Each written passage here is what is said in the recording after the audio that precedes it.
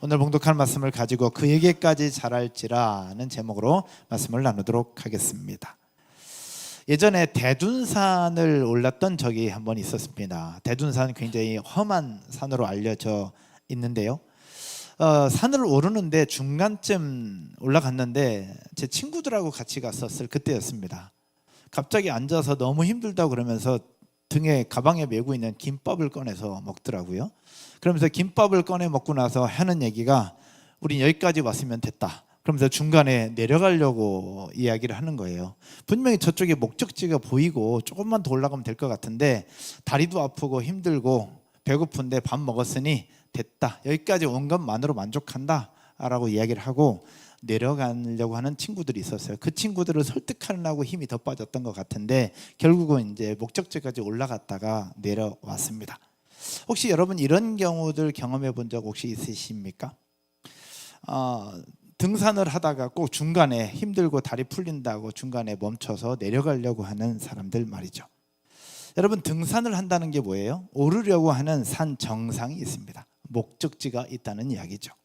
하지만 힘드니까 목적지가 아닌 중간에서 밥 까먹고 편하게 쉬다가 내려가자고 얘기하는 이들이 분명히 있습니다. 근데 등산은 그렇게 해도 됩니다.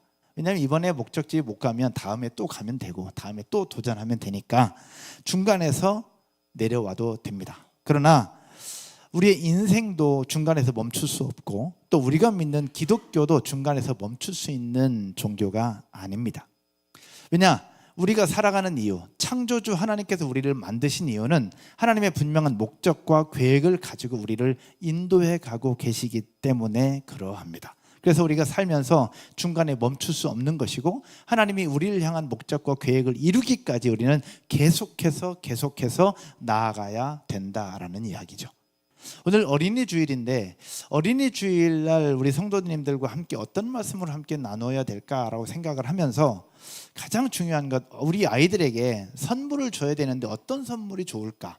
그런 생각들이 많이 들었어요. 근데 선물보다 더 중요한 것을 줘야 되지 않을까라는 생각을 하면서 함께 말씀을 준비했는데요.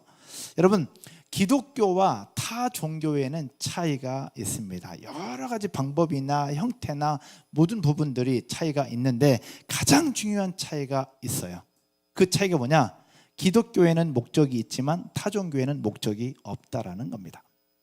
좀 설명을 해보면 기독교를 제외한 일반적인 종교들을 먼저 살펴보면 일단 종교가 성립되려면 뭐가 있어야 돼요? 종교가 성립되려면 뭐가 있어야 됩니까? 신이 있어야 되죠. 그리고 그 신을 믿고 숭배하는 신앙심을 가진 신자가 있어야 종교가 성립이 됩니다. 신이 있고 신자가 있어야 되죠. 인간들이 가지고 있는 종교성에는 이 신을 항복시키거나 신에게 요청을 해서 그 신으로 하여금 뭔가 보상을 받겠다고 하는 형태가 일반적인 종교의 모습입니다. 우리가 원하고 바라고 꿈꾸는 것을 신에게 요청을 하고 그 신이 그것을 들어주시고 우리에게 응답해 주는 그 형태의 말이죠. 그래서 인간과 신을 연결하는 중간적 존재가 반드시 필요한데 이 중간적 존재를 샤먼이라고 얘기를 합니다. 샤먼. 즉 하나님과 우리 사이에는 예수 그리스도라는 존재가 있죠. 그러나 기독교를 제외한 다른 종교는 신과 인간 사이에 샤먼이라고 하는 존재가 반드시 존재합니다. 근데 기독교를 제외한 타 종교에서는 중간에 샤먼이 누가 되든 상관이 없어요. 왜냐? 내가 원하는 목표만 이루면 되거든요.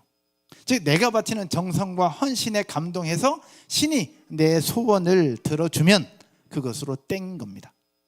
누가 되든 상관없어요. 내 목표만 이루면 된다는 겁니다. 이것이 타 종교의 모습입니다. 지성이면 감천이라고 얘기를 하죠. 그런 종교를 우리는 샤머니즘 또는 무속신앙이라고 우리가 부르고 있잖아요. 여기서 한번 생각을 해보자는 겁니다. 우리가 우상이라고 불리는 타 종교의 신들의 모습을 한번 살펴보면 타 종교의 신, 쉽게 얘기해서 동네 어귀에 커다란 나무에 여러 가지로 꽂혀 있는 성황당 같은 경우, 성황당이 그 동네 사람들을 향한 목적을 혹시 가지고 있을까요? 성황당이 동네 사람들을 향한 목적과 계획을 가지고 있을까? 아니면 어떤 종교에 돌로 만들어 놓은 뭔가 형체가 있죠. 그 형체를 가지고 있는 그 존재가 그 불자들을 향해서 가지고 있는 목적이 있을까요? 계획이 있을까요? 기독교를 제외한 타 종교의 신이라고 불리는 이들은 인간들을 향한, 신자들을 향한 어떠한 목적이나 방법, 특별한 계획들을 갖고 있지 않습니다.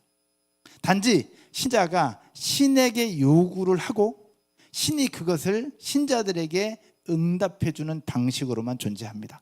그리고 신자들은 신에게 그것을 얻기 위해서 정성과 열심과 헌신과 최선을 다해서 정성을 들여서 내가 필요한 것을 얻어내려고 그 신을 찾아 나서죠.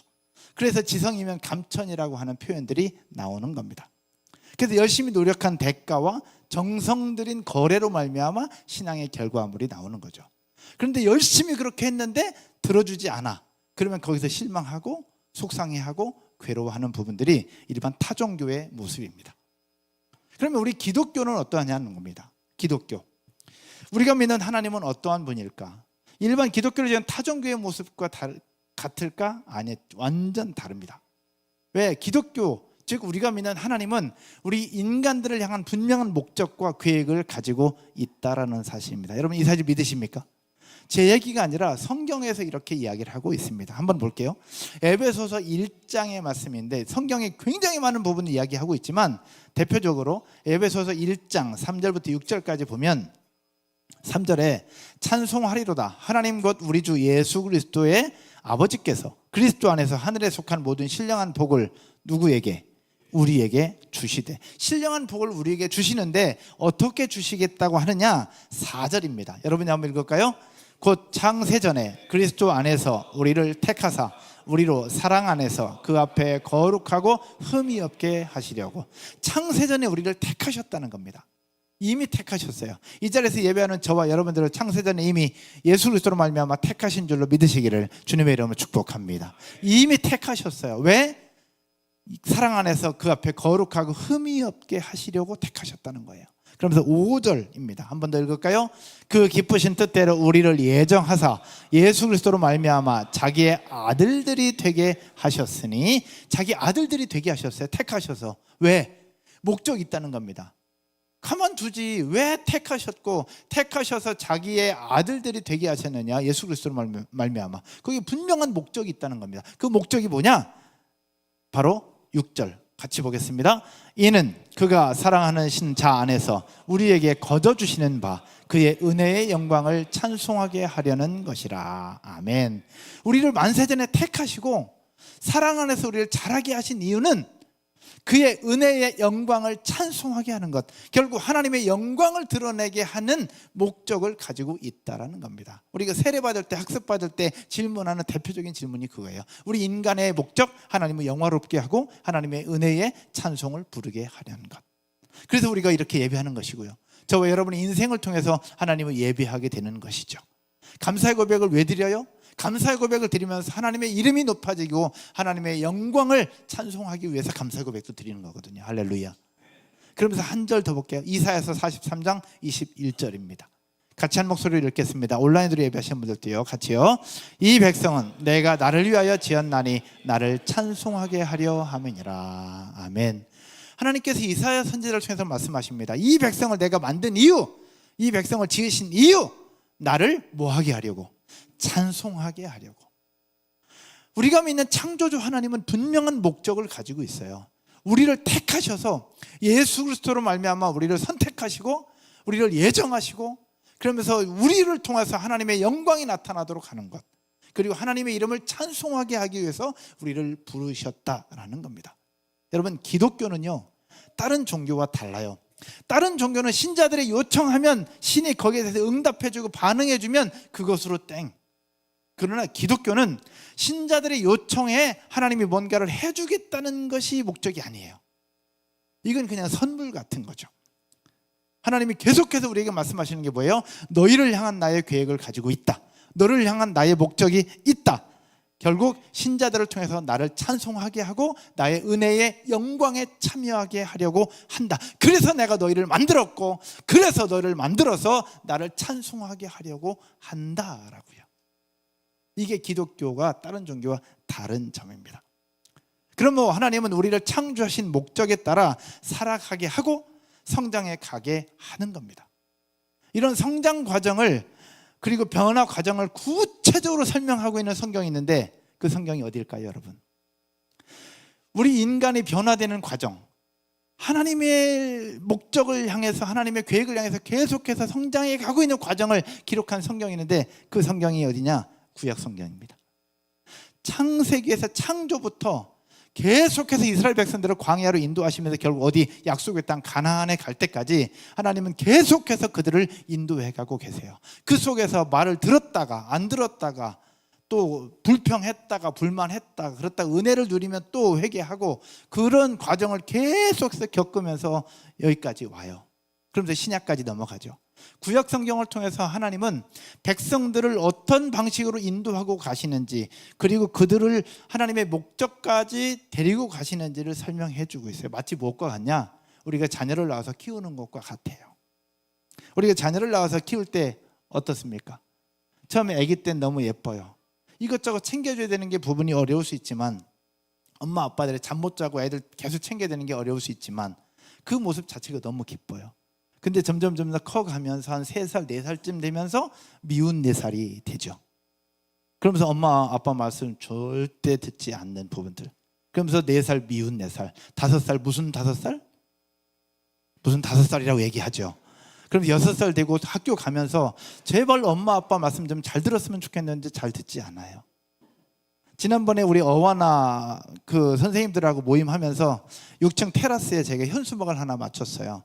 현수막에 오늘 더 행복하세요 라는 문구를 써서 붙였는데, 문구를 정하기 전에 우리 어와나 선생님들하고 문구를 어떻게 하면 좋을까요? 물었더니 그 중에 한 선생님이 이렇게 하셨어요. 엄마 말 좀 잘 들어라. 현수막을 만드는데 엄마 말 좀 잘 들어라 라고 붙여달라고 얘기를 하시더라고요. 그 선생님 엄마의 마음이 이해가 되는 거예요. 자녀를 키우는데 말 잘 들을 때도 있지만 말 그렇게 지겹게 안 들을 때도 있다는 거죠. 근데 이스라엘 백성들의 모습이 그러했어요. 광야 40년을 보내면서 홍해를 건너고 기적을 경험할 땐 너무 좋아. 근데 기적을 경험한 이후에 조금만 지나면 그렇게 안 들어요. 자기 고집대로 하고 또 하고. 근데 하나님은 그 속에서 포기하지 않으시고 그 백성들을 또 끌고 가셔서 또 가르치고 혼내고 징계하고 또 회개하고 돌아오면 또 하고 또 하고, 그러면서 결국 가나안 땅까지, 목적지까지 그들을 이끌어 가시는 부분이 구약 성경이잖아요. 여러분, 구약 성경의 역사를 보면 알 수 있듯이 선악과를 따먹는 불순종부터 시작합니다. 계속된 반항, 고난, 심판, 회개, 그리고 구원이 반복됩니다.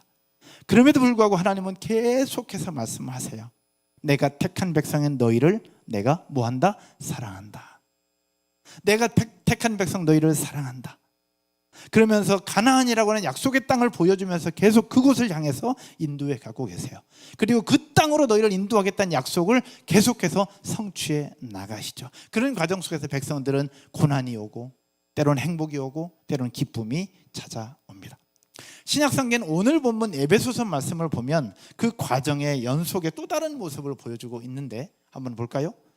에베소서 4장 11절에 각 교회와 공동체, 우리 인간 세상에 각 역할들을 줍니다. 사도와 교사와 선지자와 복음 전하는 자와 목사와 교사로 세우셨다는 분들을 쭉 설명을 하면서 왜 그렇게 했느냐 12절에 이야기를 합니다. 같이 한번 읽을까요? 이는 성도를 온전하게 하여 봉사의 일을 하게 하며 그리스도의 몸을 세우려 하심이라. 각 공동체의 부서별로 사람마다 역할마다 주신 이유가 있어요. 그 이유는 뭐냐? 성도를 온전하게 해서 봉사일을 하게 하며 그리스도의 몸, 교회, 공동체를 세우려고 하심이라. 그러면서 13절에서 이렇게 말씀합니다. 우리가 다 하나님의 아들을 뭐하는 것과 믿는 것과 뭐하는 일에? 아는 일에 하나가 돼요. 뭐 하려고? 온전한 사람을 이루어 그리스도의 장성한 분량이 충만한 데까지 이르리니. 결국 우리를 불러서 그리스도 하나님의 아들을 믿는 것 그리고 아는 일에 하나가 되어서 그리스도의 장성한 분량이 충만한 데까지 우리를 이끌어 가신다고 얘기를 하고 있는 거예요. 이끌어 가고 계시다고. 그러면서 14절 여러분이 한번 읽겠습니다. 14절 이는 우리가 이제부터 어린아이가 되지 아니하여 사람의 속임수와 간사한 유혹에 빠져 온갖 교훈의 풍조에 밀려 요동하지 않게 하랴. 그렇게 하는 이유는 뭐냐면 이제부터 어린아이가 아니라 사람의 속임수와 간사한 유혹, 이 세상이 그렇잖아요. 그 속에서 유혹에 빠져서 교훈의 풍조에 밀려 요동하지 않는 정말로 건강하고 성숙한 그리스도인, 성숙한 하나님의 백성이 되도록 그렇게 훈련시키면서 지금까지 하고 있다라는 얘기고, 15절 한 번 더 마지막 읽겠습니다. 그러면서 오직 사랑 안에서 참된 것을 하여 범사에, 아멘. 사랑 안에서 참된 것을 하여 범사에 누구에게까지? 그에게까지 자랄지라. 그가 누굽니까? 그는 머리니 곧 그리스도 예수라. 할렐루야. 사랑 안에서 참된 것을 하여 그에게까지 자라게 한다. 그는 곧 예수 그리스도. 즉 우리를 택하셔서 부르시고 하나하나 모든 과정을 통해서 이끌어 가신 이유는 뭐냐? 그 예수 그리스도를 닮아가도록 하기 위해서 그런 과정들을 이끌고 계시다라는 이야기입니다. 결국 하나님이 우리를 택하셔서 부르신 목적지는 뭐냐? 예수 그리스도를 닮아가는 것입니다. 예수 그리스도를 닮아 하나님의 이름을 높이고 하나님을 찬송케 하는 것. 우리가 예수님이 될 수는 없어요. 믿으시죠? 예수님이 될 수는 없어요. 그러나 예수님을 닮아가는 삶, 예수님에게까지 자라가는 것은 우리가 해야 될 역할이라는 겁니다. 그러다 보니 우리 인생 여러 곳에서 어려움들이 찾아옵니다. 처음에 등산 얘기를 했는데, 등산 가다 보면 땀도 나고 다리가 풀리기도 하고 중간에 포기하고 싶을 때가 한두 번이 아닙니다. 등산이야 중간에서 내려올 수 있지만 우리의 삶이 그러합니까? 공부도 결국 초등학교 나왔으면 중학교 가고, 중학교 나왔으면 고등학교 가고, 그 다음에 대학도 가고, 대학원도 가고, 쭉쭉쭉쭉 계속해서 우리 인생 말년까지 공부해야 되는 것이 우리의 인생이잖아요. 사업도 마찬가지고요. 직장 생활하는 것도 마찬가지고, 자녀를 낳아서 키울 때도 마찬가지예요. 중간에 초등학교 다 키워놓고 됐어, 네 알아서 커라고 할 수가 없는 거잖아요. 우리 자녀들이 점점 커서 정말로 장성해서 본인 혼자 먹고 살 수 있을 때까지 돕고 세워주는 것이 부모의 역할이듯이 우리 인생도 그러하다라는 이야기입니다. 그렇지만 그런 과정을 살다 보니 때로는 어려움들이 많이 찾아와요. 등산할 때 다리가 쥐나는 것처럼 땀이 나고 포기하고 싶은 만큼 우리 인생에 살다 보면 고통이 한두 번이 아니라는 겁니다. 어떤 사람은 1년마다 한 번씩 찾아오는 사람도 있고, 어떤 사람은 2년, 3년에 한 번씩, 어떤 사람은 10년마다 고비가 오는 사람도 있더라고요. 그럴 때 우리는 생각을 합니다. 특별히 신앙인들, 많은 성도님들이 그런 얘기를 합니다. 목사님, 저 예수님 이렇게 열심히 잘 믿고 있는데 왜 이렇게 고난이 옵니까? 예수님 잘 믿고 있는데 왜 이렇게 어려움이 찾아오는 걸까요? 라고 묻는 이들이 한둘이 아닙니다. 또 신앙이 없거나 또 다른 조금 극단적으로 표현하시는 분들은, 목사님, 제가 하나님 그렇게 잘 섬겼는데 하나님 도대체 저한테 왜 이러시는 겁니까? 이 어려운 중에도 이렇게 와서 교사로 섬기고, 없는 살림 쪼개서 헌금하고, 또 그렇게 교사로 섬기고 리더로 섬기고 애들 사람 그렇게 챙기면서 그렇게 노력했는데 도대체 하나님은 나한테 왜 이러시는 겁니까? 내가 하나님 앞에 얼마나 정성 들였는지, 내가 하나님 앞에 얼마나 노력했는지 하나님 다 아시는데 왜 이렇게 나한테 고통이 찾아오는 겁니까? 이렇게 묻는 이들이 있잖아요. 저 역시 그러할 수도 있고요, 여러분들도 역시 그러할 수 있습니다. 과연 하나님이 계시나? 도대체 하나님은 나한테 왜 이러시는 걸까라고 생각할 수 있다는 거죠. 우리 작년에 욥기 말씀을 봤는데, 욥기 강야의 대가라고 하시는 한국교회 원로이신 박영선 목사님께서 욥기를 강의하시면서 이렇게 말씀하시더라고요. 그 중에 패널이 이렇게 질문을 드렸어요. 목사님, 우리 삶에 고난이 찾아오는 이유가 뭡니까? 그리고 지난번에 찾아온 고난을 잘 통과했는데 또 찾아오는 이유가 뭡니까? 그랬을 때 목사님께서 이렇게 말씀을 하셨어요. 어떤 사람은 초등학교 마치고 끝인 분이 있는가 하면 어떤 사람은 대학까지 가라는 사람이 있는 것처럼, 고난이 우리에게 있다는 것은 그만큼 우리를 성숙하게 하는 것입니다. 한마디로 고등교육을 받는 것입니다 라는 거죠. 그래서 고난은 우리가 모자라거나 뭔가 부족하고 잘못해서 찾아오는 것이 아니라 성숙할 분량이 많고 더 성장할 수 있다는 뜻입니다 라고 얘기를 하더라고요. 더 성장할 수 있고 더 성숙할 수 있기에 고난이 있는 것입니다 라고요. 이 말씀 들으니까 확 와 닿는 거예요. 그러면서 한편으로 어떤 생각이 들었냐, 하나님 저 더 성장 안 해도 되니까 고난 없었으면 좋겠다고, 더 성장 안 해도 되니까 고난 없었으면 좋겠다고, 이게 제 인간적인 마음이었어요. 근데 그런 경우는 어떤 부분이냐, 등산할 때 중간에서 밥 먹고 내려가자는 이야기와 마찬가지더라고요. 오늘 어린이 주일입니다. 다음 세대를 생각하면서 말씀을 준비하는데 그런 생각이 들었어요. 우리 교회에서 자라는 아이들의 신앙은 과연 어떠할까라는 겁니다. 우리 선생님들 다 계시고 우리 사역자들 계시는데 우리 교회에서 자라는 아이들의 신앙이 어떠할까? 기독교를 제외한 타 종교에서 자신의 목적과 자신의 소원을 이루기 위해서 샤먼을 부르는 것처럼 그렇게 우리 교회 아이들도 하나님을 찾고 예수님의 이름을 부르고 있는 것은 아닐까?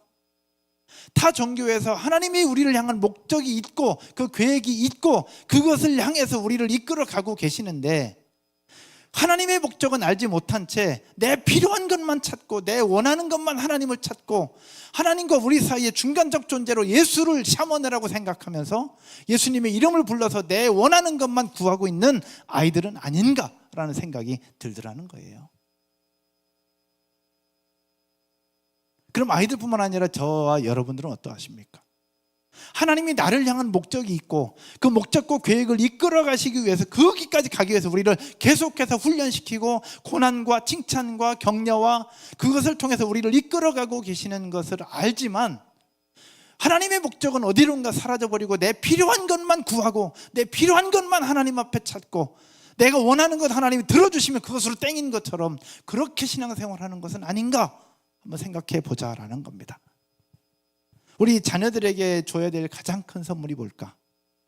그것은 바로 너를 향한 하나님의 목적이 있고 너를 향한 하나님의 계획이 있다라는 사실들을 가르쳐주고 그 과정 속에서 때로는 힘들고 어렵더라도 스스로 세워서 장성한 분량이 이를 때까지 예수 그리스도를 닮아갈 때까지 그들이 자라나도록 하는 것이 우리 어른들이 줘야 될 가장 좋은 선물이 아닐까 싶습니다.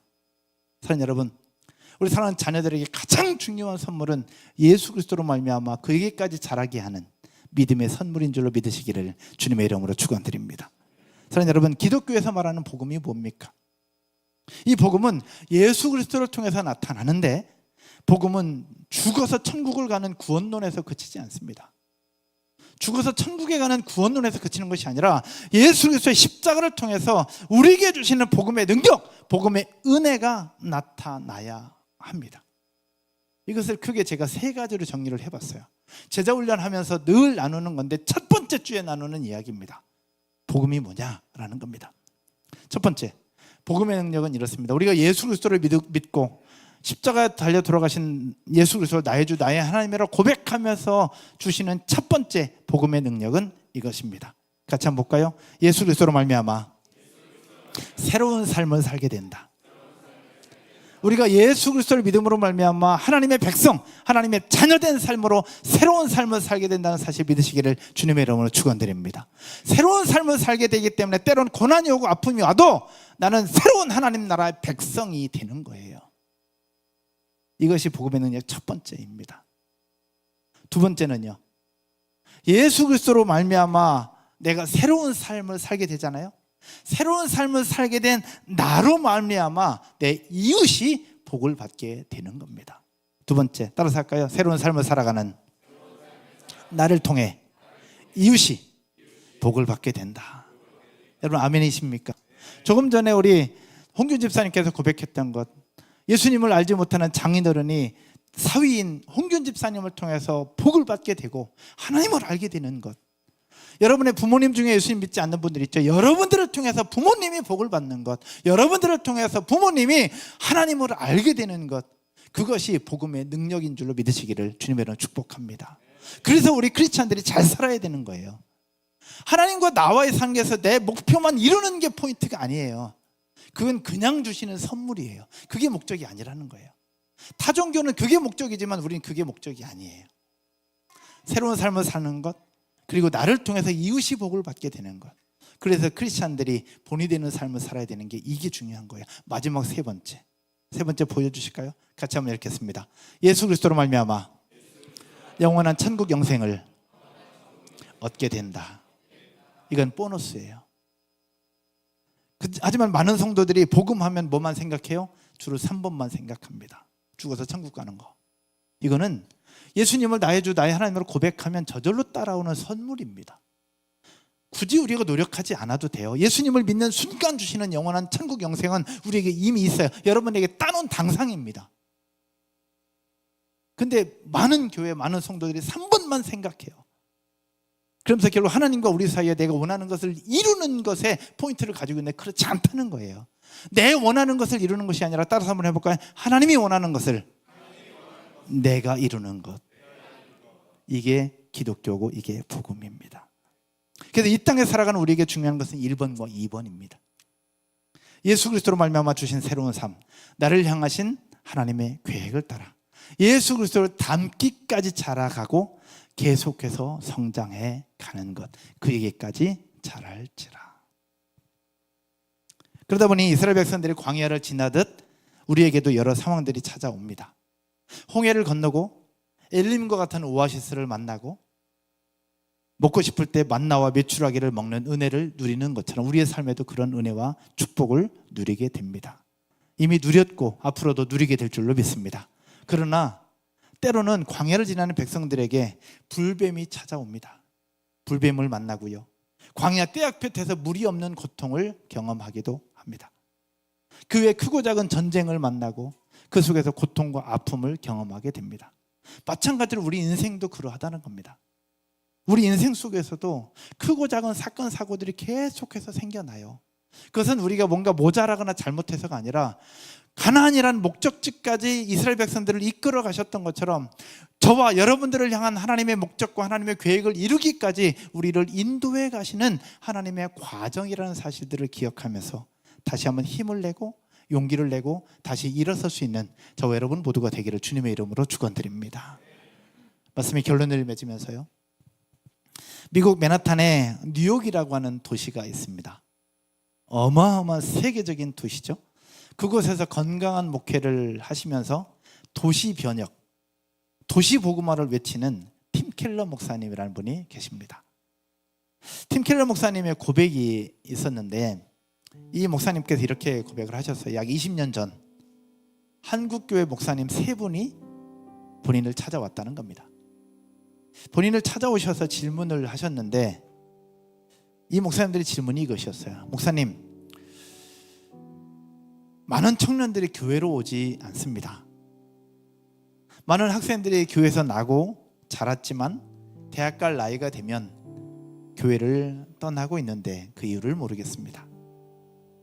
청년들이 도대체 왜 그러는지를 알고 싶습니다. 그런데 반면 목사님네 교회는 왜 청년들이 그렇게 몰려들고 수많은 다음 세대 아이들, 자녀들이 그렇게 세워지는 겁니까? 라고 목사님께 질문을 드렸습니다. 그 팀 켈러 목사님께서 그 질문을 들으시고 다시 거꾸로 질문을 하셨는데, 목사님, 만약에 제가 왜 크리스찬이 되어야 합니까? 라고 청년들이 묻는다면 뭐라고 대답을 하시겠습니까? 한국교회에서는 너는 크리스찬 집안에서 자랐고 네 부모님이 신앙인이야. 그러니까 너도 크리스찬이야. 넌 공동체 멤버니까 너도 당연히 크리스찬이지.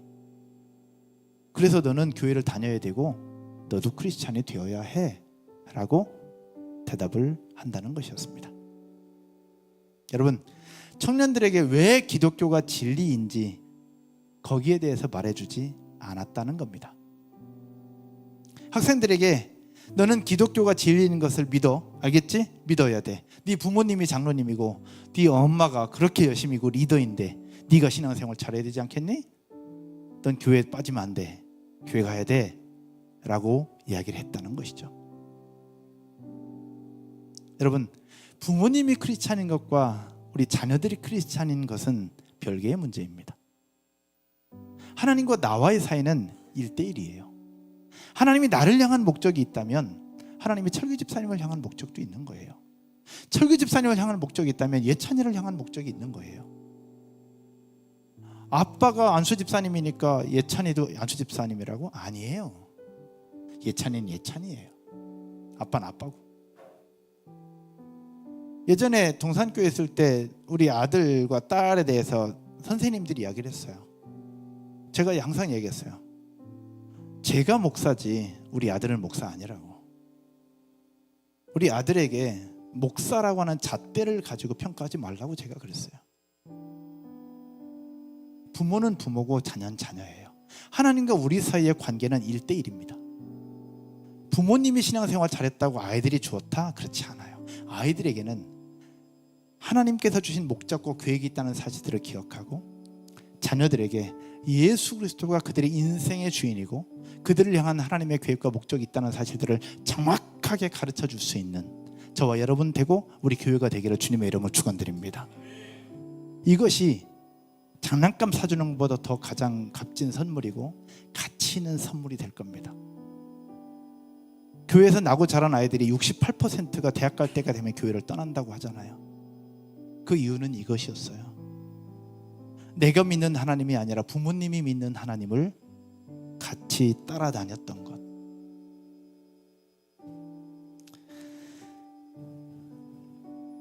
오늘 주신 마지막 13절, 14절, 16절 읽고 말씀 마치도록 하겠습니다. 13절과 14절, 16절 같이 읽을까요? 우리가 다 하나님의 아들을 믿는 것과 아는 일에 하나가 되어 온전한 사람을 이루어 그리스도의 장성한 분량에 충만한 데까지 이르리니. 여기서 얘기하죠. 우리가 다 하나님의 아들을 뭐하는 것과 믿는 것과 뭐하는 일에? 아는 일에. 14절 읽을까요? 이는 우리가 이제부터 어린아이가 되지 아니하여 사람의 속임수와 간사한 유혹에 빠져 온갖 교훈의 풍조에 밀려 요동하지 않게 하려 함이라. 마지막 16절, 그에게서 온 몸이 각 마디를 통하여 도움을 받음으로 연결되고 결합되어 각 지체의 분량대로 역사하여 그 몸을 자라게 하며 사랑 안에서 스스로 세우느니라. 아멘이시죠? 오늘 어린이 주일에 우리 자녀들과 다음 세대들에게 가장 중요한, 가장 값진 예수 그리스도를 선물하기를 주님의 이름으로 축원드립니다. 같이 기도하겠습니다.